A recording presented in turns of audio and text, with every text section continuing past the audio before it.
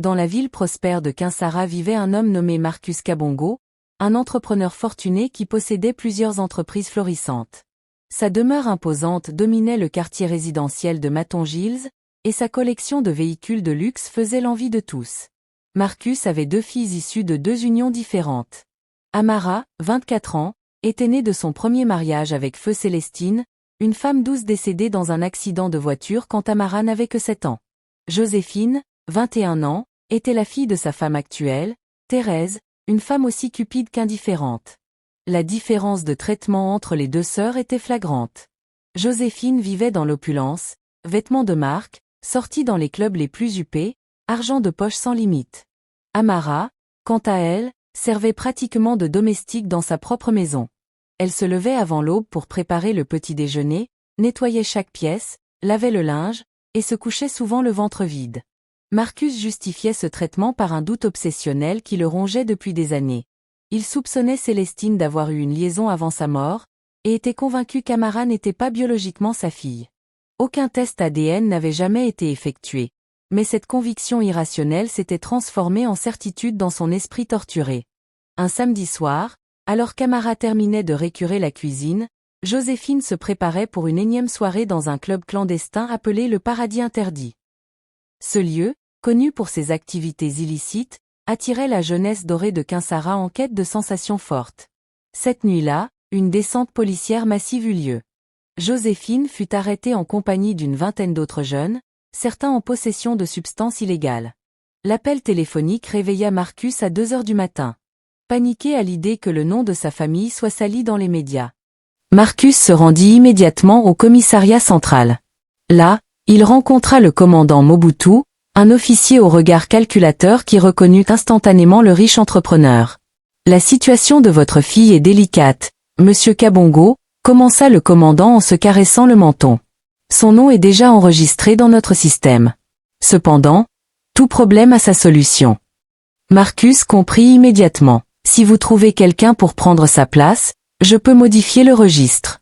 Mais une telle opération comporte des risques considérables pour moi. 500 000 francs. Je vous donnerai le double. 1 million. Mais ma fille doit être libérée cette nuit même. Et qui prendra sa place ? » Marcus n'hésita qu'une seconde. « Ma fille est née. » De retour à la maison à l'aube, Marcus trouva Amara qui commençait déjà à préparer le petit déjeuner. Il l'appela dans le salon avec une douceur inhabituelle qui éveilla immédiatement sa méfiance. « Amara, ma chérie, j'ai quelque chose d'important à te demander. Ta sœur a été arrêtée cette nuit. C'est encore une enfant, elle ne peut pas aller en prison. Mais toi, tu es plus forte, plus mature. » Le cœur d'Amara se serra. « Je veux que tu prennes sa place. Juste temporairement, le temps que je trouve une solution légale. Et en échange, » il marqua une pause calculée. « Je t'inscrirai à l'université. Tu pourras enfin réaliser ton rêve d'étudier la littérature. Je te traiterai comme je traite Joséphine. Tu seras ma fille à part entière. » Amara avait toujours rêvé de poursuivre ses études, et l'idée d'être enfin reconnue par son père la bouleversait. Dans sa naïveté et son désir désespéré d'amour paternel, elle accepta. Le lendemain, Joséphine sortit libre. Le centre de détention pour femmes de Kinsara était un bâtiment lugubre aux murs grisâtres. Amara fut placée dans la cellule 7, un espace exigu qu'elle partagea avec une femme d'une 60aine d'années nommée Marguerite Kimbangu. Marguerite avait le visage marqué par les épreuves, mais ses yeux conservaient une douceur désarmante. Elle souffrait de problèmes cardiaques et faisait régulièrement des malaises en raison de la chaleur étouffante et du manque de ventilation. Amara, malgré sa propre détresse, prit immédiatement soin de la vieille dame. Elle partageait sa maigre ration de nourriture, l'aidait à se lever quand les vertiges la prenaient, et lui tenait compagnie durant les longues nuits d'insomnie. « Pourquoi es-tu ici, ma petite ?» demanda un jour Marguerite. Amara raconta son histoire, la trahison de son père, le sacrifice qu'elle avait fait pour sa sœur. Les yeux de Marguerite se remplirent de larmes. Trop pures pour ce monde cruel. « Moi, je suis ici injustement. Accusée d'avoir empoisonné mon mari alors que c'est son propre frère qui l'a fait pour hériter de nos terres. Mais mon fils, Étienne, se bat pour prouver mon innocence. » Chaque samedi, Étienne venait voir sa mère. C'était un homme de 28 ans, avocat de profession, au regard intelligent et au sourire chaleureux qui illuminait son visage sombre. Amara le remarqua immédiatement. À chaque visite, elle trouvait un prétexte pour rester dans la salle commune, juste pour l'apercevoir. Elle tomba amoureuse en silence, sachant qu'un homme comme lui ne pourrait jamais s'intéresser à une détenue. 3 semaines passèrent. Marcus ne revint jamais voir Amara. Aucune nouvelle, aucun appel téléphonique transmis par l'administration pénitentiaire. Le silence total. Puis, un jeudi matin, un gardien vint la chercher. « Visite pour toi. » Le cœur d'Amara bondit. Enfin. Son père était venu la sortir de là, comme promis. Elle se précipita dans la salle de visite, mais l'homme qui l'attendait la regarda avec un mélange de dégoût et d'impatience. Son père recula même quand elle voulut l'embrasser. « Recule, tu sens la transpiration. » Les mots la frappèrent comme une gifle. « Yeah. Écoute-moi bien. J'ai des problèmes financiers graves. Mon entreprise est au bord de la faillite. Un investisseur, Monsieur Diamant, accepte de me sauver, mais il a posé 2 conditions. » Amara sentit un frisson glacé parcourir son échine. La première, que je lui trouve une femme pour ses besoins personnels. La seconde, que je lui donne Joséphine en mariage. Et tu veux que je... Amara ne pouvait même pas finir sa phrase. C'est le seul moyen de te faire sortir d'ici rapidement. Monsieur Diamant a des contacts partout. Un mot de lui, et tu es libre. Mais papa, je n'ai jamais. C'est justement pour ça que je te le demande à toi plutôt qu'à ta sœur. Joséphine est destinée à devenir son épouse. Il ne peut pas la toucher avant le mariage. Toi, par contre. La cruauté de ces mots acheva de briser le cœur d'Amara. Si tu refuses, tu resteras ici. À toi de choisir. Prise au piège, désespérée à l'idée de croupir en prison indéfiniment, Amara finit par accepter dans un murmure à peine audible. Le soir même, le commandant Mobutu organisa une sortie exceptionnelle. Une voiture de luxe vint chercher Amara. Le chauffeur, un homme silencieux aux lunettes noires, la conduisit au Grand Hôtel Royal, le plus prestigieux établissement de Kinsara. Chambre 1207. Une suite aux rideaux tirés, plongée dans l'obscurité totale. Un homme l'attendait. Elle ne vit jamais son visage. Il avait éteint toutes les lumières, ne voulant pas être reconnu. Sa voix était grave, autoritaire. « Déshabille-toi et allonge-toi sur le lit. » Ce qui suivit fut l'expérience la plus humiliante et douloureuse de sa vie. L'homme prit sa virginité sans douceur, sans un mot de réconfort, la traitant comme un simple objet. Quand ce fut terminé, le chauffeur la ramena en prison.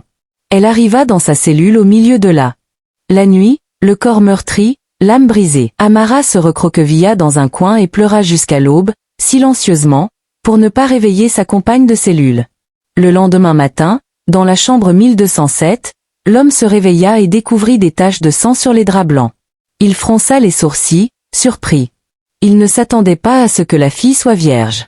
Marcus lui avait parlé d'une fille débrouillarde, ce qui dans son esprit signifiait une femme expérimentée. Cet homme n'était autre qu'Étienne Kimbangu, le fils de Marguerite. Contrairement à ce que sa mère croyait, Étienne n'était pas seulement avocat. Il dirigeait également un empire commercial discret mais lucratif, hérité de son père. Pour redresser une branche de ses entreprises en difficulté, il avait accepté d'aider Marcus Kabongo, en échange de certains arrangements. Mais maintenant, regardant ses draps tachés, un sentiment de malaise l'envahissait. Cette fille était innocente. Et il l'avait traitée comme une vulgaire prostituée. Pour la première fois depuis longtemps, Étienne Kimbangu ressentit quelque chose qui ressemblait à de la culpabilité. Les semaines qui suivirent furent un cauchemar pour Amara. Elle était devenue l'ombre d'elle-même, silencieuse, absente. Marguerite remarqua le changement mais respecta son silence, se contentant de la serrer dans ses bras quand les sanglots la prenaient la nuit. Marcus ne revint jamais. Aucune nouvelle de sa libération.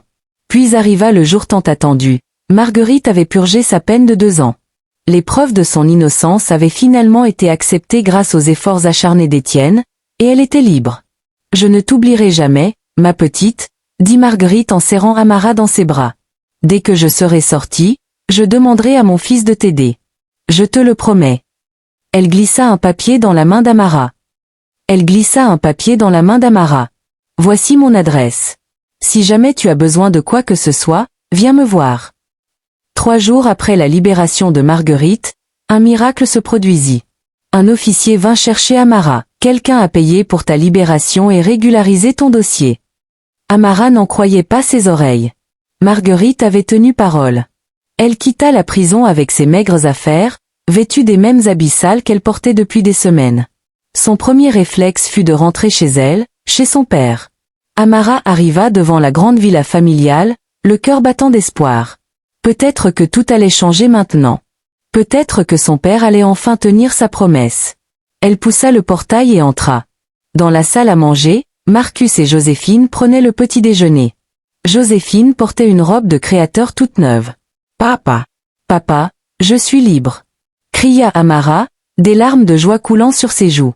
Marcus leva les yeux, visiblement contrarié par l'interruption. « Comment es-tu sorti? J'espère que tu ne t'es pas échappé. »« Non, papa. Quelqu'un m'a aidé.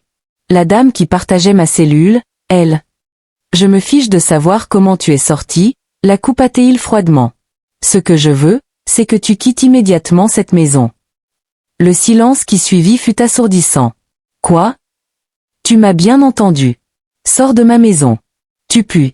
Tu es sale, et franchement, ta présence me dérange. » Joséphine ricana méchamment sans lever les yeux de son téléphone. « Mais, papa, tu avais promis, l'université. » « Des promesses? Tu crois vraiment que j'allais gaspiller mon argent pour toi? Tu n'es même pas ma vraie fille. » Chaque mot était un coup de poignard. « J'ai fait tout ce que tu m'as demandé. » « Et alors? C'est le minimum que tu pouvais faire après toutes ces années où je t'ai nourri et logé. Maintenant, j'ai une vraie fille dont je dois m'occuper. » Amara chancela, comme frappée physiquement. Elle regarda Joséphine, espérant peut-être un signe de compassion de sa sœur. Mais celle-ci continua de taper sur son téléphone, complètement indifférente. En larmes, Amara sortit de la maison. La porte claqua derrière elle. Elle se retrouva dans la rue, seule, sans argent, sans toit. Puis elle se souvint du papier que lui avait donné Marguerite. L'adresse. C'était sa seule chance. Amara marcha pendant 2 heures avant de trouver le quartier de Ngalima, l'un des plus beaux de Kinsara. Les maisons y étaient magnifiques, entourées de jardins luxuriants. L'adresse indiquée par Marguerite correspondait à une villa imposante, moderne, avec une grille électrique et un gardien en uniforme. Quand Amara, sale et épuisée, s'approcha du portail, le gardien, Papa Simon, la regarda avec méfiance. « Vous cherchez quelque chose ?» demanda-t-il sèchement. « Je cherche Madame Marguerite Kimbangu. Et qu'est-ce qu'une personne comme vous lui veut ?»« Elle m'a donné son adresse. Nous étions ensemble en prison. » Le gardien éclata de rire. « En prison? Vous vous moquez de moi. Allez, circulez avant que j'appelle la police. S'il vous plaît, monsieur. » J'ai dit de dégager. Elle allait partir quand une voiture de luxe s'arrêta devant le portail. Étienne en descendit, élégant dans son costume 3 pièces. « Qu'est-ce qui se passe ici ?» demanda-t-il. « Monsieur Étienne, cette mendiante prétend connaître madame votre mère. » Quelque chose dans son visage lui semblait familier, mais il ne parvenait pas à situer où il l'avait vue. « Je ne suis pas une mendiante, » dit Amara avec toute la dignité qu'elle pouvait rassembler. « Je partageais la cellule de madame Marguerite. Elle m'a dit de venir ici. Si j'avais besoin d'aide. » Étienne fronça les sourcils. « Vous étiez en prison avec ma mère ? » « Oui, monsieur. » Étienne hésita, puis finit par dire « Papa Simon, laissez-la entrer. Ma mère décidera. » Marguerite était sur la terrasse quand elle entendit de l'agitation en bas. Quand elle vit Amara, elle poussa un cri de joie et descendit aussi vite que son âge le permettait. « Ma petite Amara !» Elle la serra dans ses bras, indifférente à son odeur et à ses vêtements sales. « Madame Marguerite, je suis désolée de venir comme ça, mais... » « Chut, ne dis rien. Viens avec moi. » Marguerite la conduisit à l'intérieur de la villa. Amara était éblouie par la beauté des lieux, meubles raffinés, tableaux d'art, sol en marbre brillant. « Je ne savais pas que vous étiez. En prison, nous sommes toutes égales, ma petite. Le statut social n'a aucune importance là-bas. C'est pour ça que je ne me suis jamais plainte. » Dans la chambre d'amis, Marguerite prépara un bain chaud pour Amara, lui donna des vêtements propres, et demanda au cuisinier, chef André, de préparer un festin. Quand Amara fut lavée et habillée, elle était méconnaissable. Sa vraie beauté apparut enfin. Peau d'ébène lisse, grands yeux expressifs, sourire timide mais lumineux. « Maintenant, raconte-moi tout, » dit Marguerite une fois qu'elles furent attablées. « Pourquoi n'es-tu pas rentrée chez toi ? Amara raconta tout. La promesse de son père, les semaines passées en prison à attendre, le rejet brutal quand elle était rentrée chez elle. Cet homme est un monstre. Comment peut-on traiter sa propre fille ainsi? Je ne sais pas quoi faire, madame. Je n'ai plus personne. Tu as moi, désormais. Et mon fils. Tu vas rester ici, et tu vas travailler pour moi si c'est ce que tu souhaites. Mais je veux que tu saches que tu es comme une fille pour moi. Amara fondit en larmes, cette fois de gratitude. Ce soir-là, quand Étienne rentra du travail, il fut surpris de voir une belle jeune femme lui ouvrir le portail. Bienvenue. Merci. Vous êtes? Amara. Votre mère m'a embauchée comme aide ménagère. Étienne reste à bouche bée. Cette femme magnifique était la même personne sale et dépenaillée qu'il avait vue cet après-midi? Ah. D'accord. Quelque chose dans les yeux d'Amara le dérangeait. Il lui semblait si familier. Plus tard, il interrogea sa mère. Maman, cette fille. Amara, tu es sûre que c'est une bonne idée de l'embaucher? Tu ne la connais pas vraiment. Au contraire, je la connais très bien, répondit Marguerite fermement. Elle s'est occupée de moi pendant des semaines en prison. Elle a un cœur en or. Je lui fais entièrement confiance. Mais, Étienne, j'ai 62 ans. Je sais reconnaître les bonnes personnes. Fais-moi confiance. Il respectait trop sa mère pour insister. Mais quelque chose continuait de le déranger sans qu'il puisse mettre le doigt dessus. Les semaines passèrent. Amara travaillait avec dévouement, accomplissant ses tâches avec un soin méticuleux. Marguerite lui avait acheté de nombreux vêtements et la traitait plus comme une fille que comme une employée. Étienne, quant à lui, essayait de garder ses distances, mais se surprenait de plus en plus souvent à observer Amara. Sa grâce naturelle, sa gentillesse, son sourire timide, tout en elle l'attirait malgré lui. Un matin, alors qu'Amara balayait le salon, elle fut prise de vertige violent. Le balai lui échappa des mains et elle s'effondra. « Amara !» cria Marguerite qui arrivait justement. Elle appela immédiatement son médecin personnel, qui accourut dans l'heure. Après un examen approfondi dans la chambre d'amis transformée en infirmerie de fortune, le médecin demanda à parler à Marguerite. En privé. Madame Quimbangu, la jeune fille va bien. Mais il y a quelque chose que vous devez savoir. Quoi donc? Elle est enceinte. Environ 8 semaines. Marguerite ouvrit de grands yeux. Enceinte? Mais son organisme est fragile. Elle doit se reposer absolument et éviter tout effort physique. Le stress qu'elle a subi récemment n'a pas aidé. Quand Amara se réveilla, Marguerite était à son chevet, lui tenant la main. Ma petite, le docteur m'a dit, tu es enceinte. Amara écarquilla les yeux, choquée. Quoi? Non, c'est impossible. Puis la réalité la frappa de plein fouet. Cette nuit horrible à l'hôtel. L'homme sans visage. Elle fondit en larmes. Oh non, non, non, non. Marguerite la serra dans ses bras. Qui est le père, Amara? Entre deux sanglots, Amara raconta tout. Le chantage de son père, la nuit à l'hôtel, l'homme dont elle n'avait jamais vu le visage. Je ne sais même pas qui c'est, madame. Il faisait noir. Je ne sais rien de lui. Marguerite était horrifiée. Ce Marcus, ce monstre, comment a-t-il pu faire ça à sa propre fille?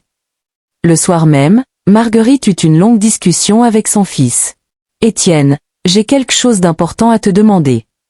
Qu'y a-t-il, maman? Amara est enceinte.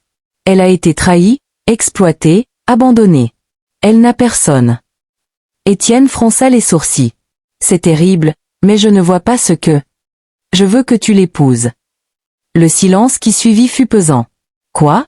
Maman, tu es sérieuse? Tout à fait sérieuse. Cette fille a un cœur pur. Elle mérite une chance de refaire sa vie. Et toi, tu as 28 ans, il est temps que tu te maries. Mais maman, je ne peux pas épouser une femme enceinte d'un autre homme. Et en plus, je ne la connais même pas. Tu apprendras à la connaître. Étienne, c'est ma dernière volonté. Ta dernière volonté? Mais de quoi tu parles? Je ne t'ai rien dit pour ne pas t'inquiéter.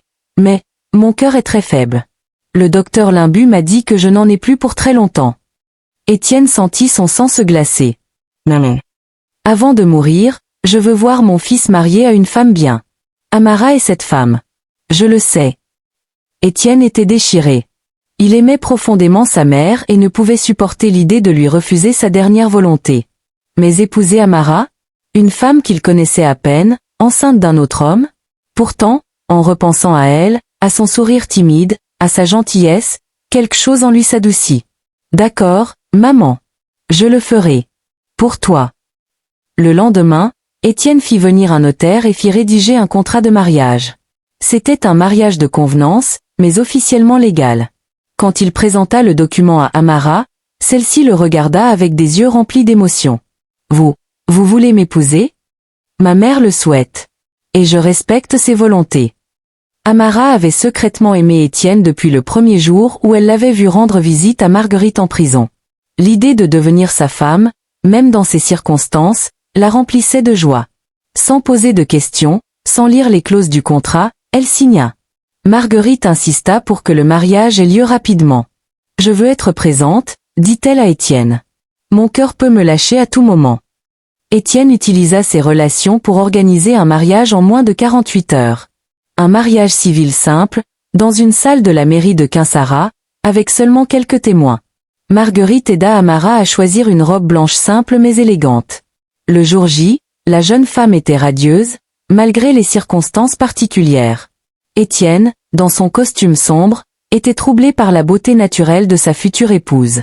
Pourquoi ressentait-il cette attirance alors qu'il savait qu'elle portait l'enfant d'un autre? Le mariage fut célébré. Marguerite, en fauteuil roulant à cause de ses problèmes cardiaques, pleurait de joie. « Merci, mon fils. Tu viens de rendre une vieille femme très heureuse. » Mais malgré ce mariage, Étienne maintint ses distances.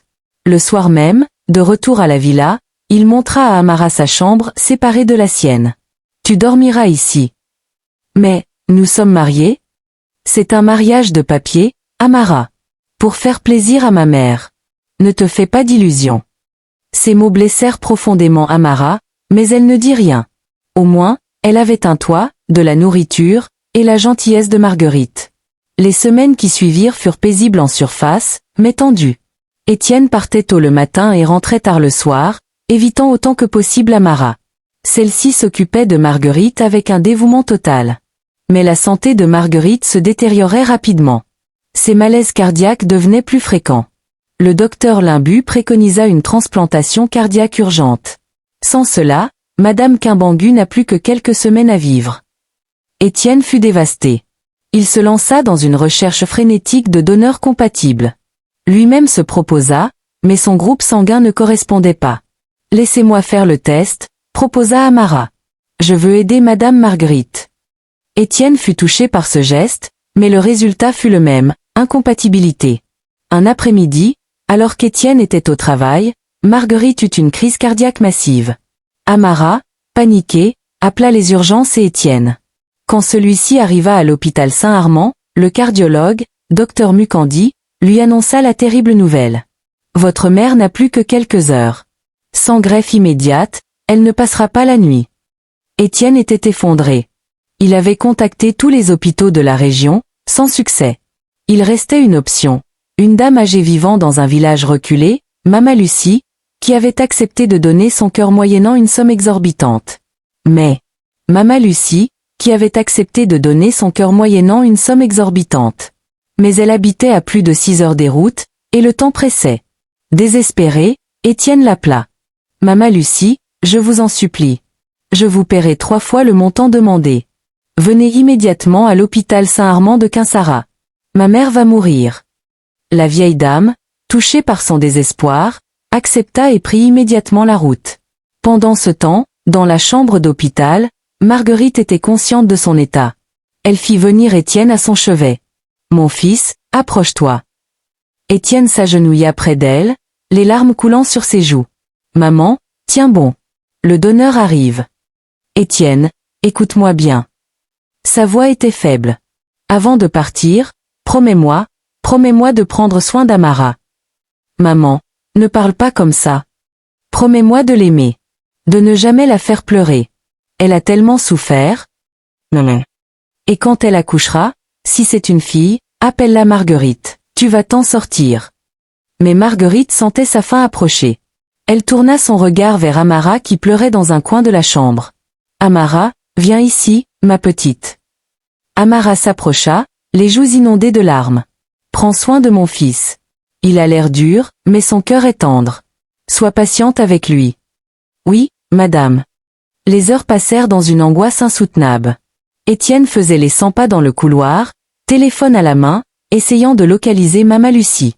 À 18h47, son téléphone sonna. C'était elle. Monsieur Étienne, je suis désolé, ma voiture est tombée en panne à mi-chemin. Le mécanicien dit qu'il faut au moins 2 heures pour la réparer. Étienne sentit le monde s'effondrer autour de lui. Non, non, ce n'est pas possible. Il raccrocha et courut vers la chambre de sa mère. Mais il était trop tard. À 18h52, le moniteur cardiaque émit un long bip continu. Marguerite Quimbangu venait de s'éteindre. « Maman !» hurla Étienne en se précipitant vers le lit. Le choc fut si brutal qu'elle perdit connaissance. Quand Tamara reprit conscience, elle était dans une chambre voisine. Les médecins l'avaient examinée pour s'assurer que le bébé allait bien. Le docteur Mucandi vint voir Étienne qui était assis dans le couloir, le regard vide, anéanti par la douleur. « Monsieur Quimbangu, votre femme va bien. Le bébé aussi. Mais je dois vous dire quelque chose d'important. » Étienne leva à peine les yeux. Plus rien n'avait d'importance maintenant. Votre femme est très fragile. Le stress qu'elle vient de subir aurait pu causer une fausse couche. Heureusement, tout va bien pour le moment. Mais vous devez absolument veiller à ce qu'elle se repose et ne subisse aucun choc émotionnel. Le docteur hésita, puis ajouta. Elle porte votre enfant, monsieur. C'est un miracle qu'il ait survécu à tout ce qu'elle a traversé. Étienne fronça les sourcils, confus. Quoi? Non, docteur, vous ne comprenez pas. Ce n'est pas mon enfant. Je n'ai jamais. Monsieur Quimbangu, le docteur le coupa fermement, je sais lire un dossier médical. Nous avons fait des analyses complètes. Votre épouse est enceinte de 9 semaines exactement. Et vous êtes mariés depuis. Il consulta ses notes, 4 semaines. Donc à moins que 9 semaines. Il remonta dans ses souvenirs. 9 semaines auparavant, c'était la chambre d'hôtel. La transaction avec Marcus Kabongo. La fille vierge dans le noir. Mon Dieu, murmura-t-il, le visage devenant blanc comme un linge. Tout prenait sens maintenant. La familiarité qu'il ressentait en regardant Amara. Ses yeux qu'il avait l'impression de connaître. C'était elle. Cette nuit-là, dans l'obscurité, c'était elle. Il se leva brusquement et se précipita dans la chambre d'Amara. Celle-ci était réveillée, assise dans elle. Le lit, le visage ravagé par le chagrin. Amara. Il s'approcha lentement. Le docteur m'a dit que tu étais enceinte de 9 semaines. Elle hocha la tête tristement. Oui. C'est cette nuit, à l'hôtel. À l'hôtel. Le grand hôtel royal. Chambre 1207. Amara releva brusquement la tête, surprise. Comment? Comment savez-vous ça? Le silence qui suivit fut chargé de tension. Parce que c'était moi, Amara. C'est moi qui étais dans cette chambre. Amara écarquilla les yeux, refusant d'y croire. Quoi? Non, non, ce n'est pas possible. Marcus Kabongo est venu me voir il y a quelques mois. Il avait besoin d'un investisseur pour sauver son entreprise. En échange, il devait me fournir certaines choses. Je ne savais pas. Je ne savais pas que la fille qu'il enverrait serait sa propre fille. Yepenis. Vous pensiez que j'étais qui? La voix d'Amara était devenue froide. Je ne sais pas. Une prostituée. N'importe qui. Mais pas quelqu'un d'innocent. Quand j'ai vu le sang le lendemain, j'ai su que j'avais fait une terrible erreur. Amara était sous le choc. L'homme qui l'avait épousée par pitié, l'homme qui la rejetait chaque soir, était celui qui avait détruit sa vie. Sortez, murmura-t-elle. Amara. J'ai déité sortez, hurla-t-elle, sa voix se brisant. Étienne recula, le cœur serré. Il voyait dans ses yeux la même douleur qu'il ressentait, trahison, dégoût, confusion. Il sortit de la chambre, laissant Amara pleurer seule. Les funérailles de Marguerite furent grandioses. Toute la haute société de Quinsara était présente. Étienne, vêtu de noir, avait le visage d'un homme brisé. Il avait perdu sa mère et, d'une certaine manière, avait détruit la femme qu'elle avait tant aimée. Amara assista aux funérailles, vêtue d'une robe noire simple. Elle se tenait à l'écart, les mains posées sur son ventre légèrement arrondi. Son visage était un masque. Après l'enterrement, Étienne rentra seul à la villa. Amara suivit quelques heures plus tard, transportée par chef André qui s'était pris d'affection pour elle. Les jours qui suivirent furent marqués par un silence pesant. Étienne évitait Amara encore plus qu'avant. Il passait ses nuits dans son bureau, incapable de dormir, hanté par la culpabilité. Un soir, n'en pouvant plus, il se rendit devant la chambre d'Amara et frappa doucement. « Qui est-ce » La voix était froide, distante. « C'est moi. Étienne. » « Silence. »« S'il te plaît, Amara. Il faut qu'on parle. » Après un long moment, la porte s'ouvrit. Amara se tenait là, en chemise de nuit, les traits tirés par le chagrin et la grossesse. « Que veux-tu ?»« Je veux m'expliquer. Te présenter mes excuses. » Un rire amer échappa à Amara. « Qu'y a-t-il à expliquer ? Tu as profité de ma vulnérabilité. Tu m'as pris ce que j'avais de plus précieux. Et maintenant, je découvre que l'homme qui m'a épousée par pitié est celui qui a détruit ma vie. Je ne savais pas, Amara. Si tu avais su quoi ? Que j'étais innocente. Que j'étais forcée. Cela aurait-il changé quelque chose ? Étienne baissa la tête, incapable de répondre. Ton accord avec mon père était de coucher avec une fille en échange de ton investissement. Peu importait qui elle était, tant que tu obtenais ce que tu voulais. Tu as raison, admit-il, la voix brisée. J'ai été ignoble. Je ne mérite pas ton pardon. Mais je veux que tu saches, que je regrette. Profondément. Amara le regarda longuement, puis ferma doucement la porte. Étienne resta là, dans le couloir, les épaules affaissées. Pendant ce temps, Marcus Kabongo et sa fille Joséphine préparaient activement le mariage.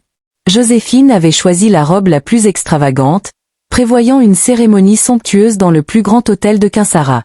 Mais Marcus était inquiet. Depuis l'enterrement de Marguerite, Étienne n'avait plus répondu à ses appels. Il avait besoin de cet investissement pour éviter la faillite totale. « Papa, tu es sûr qu'il va toujours m'épouser ?» demanda Joséphine un matin, essayant sa 10e robe de mariée. « Bien sûr, ma chérie. Pourquoi changerait-il d'avis ? Nous avons un accord. » Mais Marcus mentait. Il savait que quelque chose n'allait pas. Un soir, il décida de se rendre personnellement à la villa Kimbangu. Quand papa Simon lui ouvrit le portail, il entra avec son arrogance habituelle. « Je veux voir monsieur Étienne. C'est urgent. » Dans le salon, il trouva Étienne assis, un verre de whisky à la main, le regard perdu dans le vide. « Monsieur Kabongo, » dit Étienne sans même le regarder. « Que puis-je pour vous ? » « Je viens discuter de la date du mariage avec Joséphine. Nous pensions à... » « Il n'y aura pas de mariage, vous m'avez bien entendu. Votre accord est annulé. Je me retire de votre entreprise. Vous pouvez partir maintenant. »« Mais nous avions un accord. » protesta Marcus, la panique montant dans sa voix. C'est à ce moment qu'Amara entra dans le salon, portant un plateau avec du thé. Elle s'arrêta net en voyant son père. Marcus la regarda, remarquant pour la première fois son ventre arrondi. Ses yeux s'écarquillèrent. « Amara ? Qu'est-ce que... Tu es enceinte ?» Avant qu'elle ne puisse répondre, Étienne se leva, s'interposant entre elle et Marcus. « Oui, elle est enceinte. De moi. » Marcus était confus. « Mais comment ? La nuit où vous m'avez envoyé cette fille à l'hôtel, vous vous souvenez ? La transaction pour sauver votre entreprise ? » Le visage de Marcus devint blanc. C'était Amara. Vous avez envoyé votre propre fille vierge, innocente, dans ma chambre. Et maintenant, elle porte mon enfant. Je ne savais pas, vous ne saviez pas. La voix d'Amara était glaciale. Tu savais parfaitement ce que tu faisais. Papa. Tu m'as envoyé dans le lit d'un homme sans même me dire qui il était. Tu m'as sacrifié pour sauver ton entreprise. Et maintenant, tu reviens ici pour parler de mariage ? C'est toi qui vas m'écouter maintenant. Des larmes coulaient sur ses joues. Toute ma vie, j'ai cherché ton amour. J'ai accepté d'aller en prison pour Joséphine. J'ai accepté de faire cette chose horrible. Tout ça dans l'espoir qu'un jour, tu me reconnaîtrais comme ta fille. Mais tu n'es pas un père. Marcus voulut s'approcher, mais Étienne l'en empêcha. Maintenant. Et ne revenez jamais. Dans la voiture qui le ramenait chez lui, il réalisait lentement l'ampleur de ce qu'il avait fait. Sans l'investissement d'Étienne, son entreprise allait s'effondrer. Et il avait détruit sa propre fille. Dans les semaines qui suivirent cet incident, quelque chose changea entre Étienne et Amara. Étienne cessa de l'éviter. Au contraire, il commença à passer plus de temps à la maison, travaillant souvent depuis son bureau plutôt que de rester au bureau central. Il observait Amara de loin. La façon dont elle posait machinalement sa main sur son ventre, son sourire triste quand elle passait devant la chambre de Marguerite, sa grâce naturelle malgré sa grossesse. Un après-midi, alors qu'elle était dans le jardin en train d'arroser les roses que Marguerite adorait, elle sentit une présence derrière elle. « Laisse-moi faire ça », dit Étienne en lui prenant doucement l'arrosoir des mains. « Tu ne devrais pas porter de choses lourdes. » Amara le regarda, surprise. C'était la première fois qu'il lui parlait gentiment depuis la révélation. « Merci », murmura-t-elle. Ils restèrent là, en silence, Étienne arrosant les roses pendant qu'Amara observait. « Ma mère les adorait », dit-il finalement. Chaque matin, elle venait ici pour leur parler. Elle disait que les plantes avaient une âme. Je sais. Elle me l'a dit en prison. Étienne se tourna vers elle. Elle parlait beaucoup de toi, après sa libération. Elle disait que tu étais un ange. Je n'ai rien d'un ange. Tu as pris soin d'elle quand personne d'autre ne le faisait. Tu as partagé ton maigre repas avec elle. Tu l'as aidée lors de ses malaises. Pour moi, c'est exactement ce qu'est un ange. Elle me manque tellement. À moi aussi. Pour la première fois depuis la mort de Marguerite, ils partagèrent leur chagrin. Et dans cette douleur commune, un lien ténu commença à se former. Les jours suivants, Étienne devint de plus en plus attentionné. Il s'assurait qu'Amara mangeait correctement, insistait pour qu'elle se repose, et lui apportait des livres de la bibliothèque familiale pour qu'elle puisse s'occuper. Un soir, il frappa à sa porte avec un paquet. « Qu'est-ce que c'est » demanda-t-elle, intriguée. « Ouvre. » C'était une magnifique robe de maternité, élégante mais confortable. Je me suis dit que, tu en aurais peut-être besoin. Amara était touchée. Merci, Étienne. C'est très gentil, je sais que je ne peux pas effacer ce qui s'est passé. Mais j'aimerais recommencer. Pas comme des étrangers, mais comme un vrai couple. Le cœur d'Amara se mit à battre plus fort. Je n'ai jamais été aussi sérieux. Ces dernières semaines, je t'ai observé. Ta force, ta gentillesse, ta résilience, tu es tout ce que ma mère disait. Et Il prit une profonde inspiration. Je crois que je suis en train de tomber amoureux de toi. Moi aussi, j'ai toujours, depuis la prison, quand je te voyais rendre visite à Marguerite. Étienne s'approcha et essuya doucement ses larmes. Alors donnons-nous une vraie chance. Oublions le passé et construisons quelque chose de nouveau. Pour nous. Et pour notre enfant. Amara hocha la tête, incapable de parler. Cette nuit-là, pour la première fois, Étienne demanda timidement s'il pouvait dormir dans la même chambre qu'elle. Pas pour autre chose que pour la tenir dans ses bras. Et pour la première fois depuis des mois, Amara dormit paisiblement, protégée dans les bras de l'homme qu'elle aimait. Pendant ce temps, la situation de Marcus Kabongo se détériorait rapidement. Sans l'investissement d'Étienne, son entreprise s'effondra en quelques semaines. Les créanciers se présentèrent à sa porte, et il fut contraint de vendre la villa familiale, les voitures de luxe, tout. Thérèse, sa femme, le quitta dès qu'elle réalisa qu'il n'avait plus d'argent, emmenant avec elle tous les bijoux et objets de valeur qu'elle avait pu récupérer. Joséphine, habituée au luxe, ne put supporter ce changement brutal. Elle finit par abandonner son père et trouva refuge chez une amie, avant de sombrer progressivement dans un style de vie dangereux pour subvenir à ses besoins. Marcus, lui, se retrouva à la rue. L'homme autrefois puissant et respecté devint un mendiant, dormant dans des abris de fortune. Un jour, complètement désespéré, il se rendit devant les grilles de la villa Kimbangu. Papa Simon le reconnut à peine tant il était amaigri et sale. « S'il vous plaît, je veux voir ma fille. »« Amara. »« Monsieur Kabongo. » Papa Simon était choqué. « Vous. Que vous est-il arrivé ? S'il vous plaît, juste la voir, une fois ?» Papa Simon alla chercher Étienne qui sortit pour voir Marcus. « S'il vous plaît, monsieur Étienne, laissez-moi voir Amara. Je veux lui demander pardon. » Étienne le regarda longuement. L'homme qui se tenait devant lui n'était plus que l'ombre de l'entrepreneur arrogant qu'il avait connu. « Attendez ici. Je vais demander à Amara si elle veut vous voir. » À l'intérieur, Amara était dans le salon, son ventre maintenant bien rond, elle était enceinte de 6 mois. « Ton père est dehors. Il veut te voir. »« Mon père ? » ?»« Oui. Il n'a pas l'air bien. Mais c'est à toi de décider si tu veux le voir ou non. » Amara has a longment. Une partie d'elle voulait le rejeter comme il l'avait rejeté. Mais une autre partie, celle qui avait le cœur pur que Marguerite avait tant aimé, ne pouvait s'empêcher d'éprouver de la pitié. Je vais le voir. Elle sortit lentement. Quand Marcus la vit, enceinte et rayonnante malgré tout, il fondit en larmes. Amara, ma fille. Ne m'appelle pas ta fille.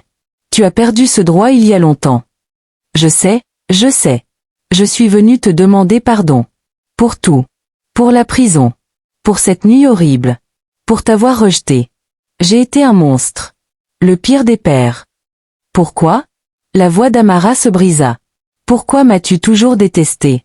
Que ai-je fait pour mériter ça? Tu n'as rien fait. C'est moi. J'étais obsédée par cette idée stupide que tu n'étais pas ma fille. Je ne supportais pas de te regarder parce que tu ressemblais tellement à ta mère, et elle. Elle quoi? Elle était parfaite. Pure. Et quand elle est morte, je me suis sentie coupable de ne pas l'avoir protégée. Alors j'ai transformé cette culpabilité en colère contre toi. Amara secoua la tête. C'est pathétique. Je sais.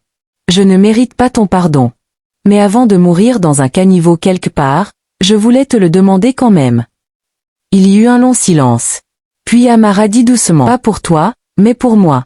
Pour que je puisse continuer ma vie sans porter ce poids. Mais je ne veux plus jamais te voir. Marcus hocha la tête, pleurant. Merci, merci, ma fille.